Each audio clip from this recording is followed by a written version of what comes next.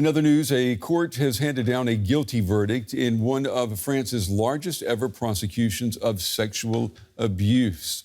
Now, the former surgeon, his name is Joel Le Scouarnec, has been sentenced to 20 years in prison for almost 300 counts of sexually assaulting or raping people, most of them children. The 74-year-old is already in prison for a prior sexual abuse conviction. The case has shocked France and raised questions about why the surgeon wasn't caught earlier.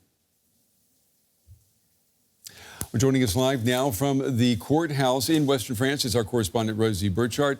Rosie, tell us more about this verdict. It came quickly. It came quickly, and perhaps because Joel Le Scouarnec, the French ex-surgeon, had admitted to almost all the charges in this case. So he has acknowledged the fact that he raped and sexually assaulted hundreds of people. Most of them were children at the time. We've been speaking to some of the survivors here.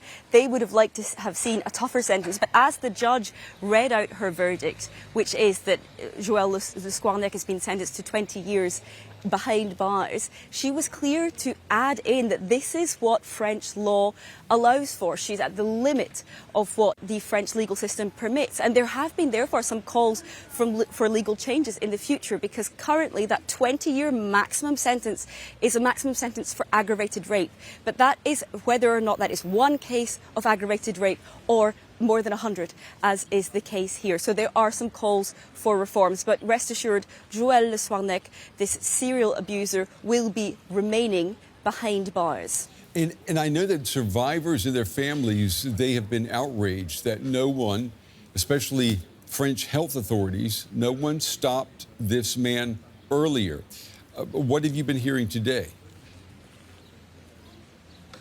Absolutely. I've spoken to some survivors here who told me they see this really as just a litany of failures of the French system.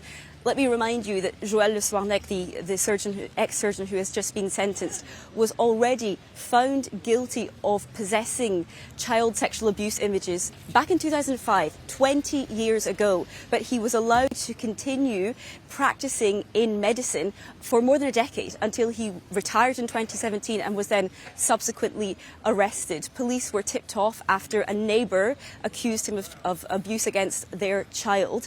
Police went to the surgeon's house and found notebooks which detailed each one of these hundreds of cases of rape or sexual assault against mostly children under anaesthetic or after they were waking up from operations. Certainly something that the survivors who I've spoken to here told me they will never be able to forget this for the rest of their life. This is something they will live with. One mother said to me, the mother of an abused child, that I will always have to live with the fact that I let my child in the hands of this monster. Yeah, it's hard to imagine a parent living with something like that. I know that this trial comes on the heels of the Gisèle Pellicotte mass rape case last year in France. Is there more of a reckoning going on in France now when it comes to sexual assault? More of a reckoning, but not as much of a reckoning as the survivors would like to see. In fact, some survivors told me they feel that their voice hasn't been heard enough, and they feel there's been much less attention on this case than was the case with Gisèle Pellicotte, who was a survivor of rape. They feel that perhaps what's going on here is that cases of child abuse are so taboo. And townspeople I've spoken to have also said that they feel that it's so difficult to talk about, that people don't want to confront this widespread problem. Certainly the survivors that I've spoken to here say there simply is no sentence that could be long enough or tough enough to repair the damage he's done to their lives. DW's Rosie Birchard in Western France for us. Rosie, thank you.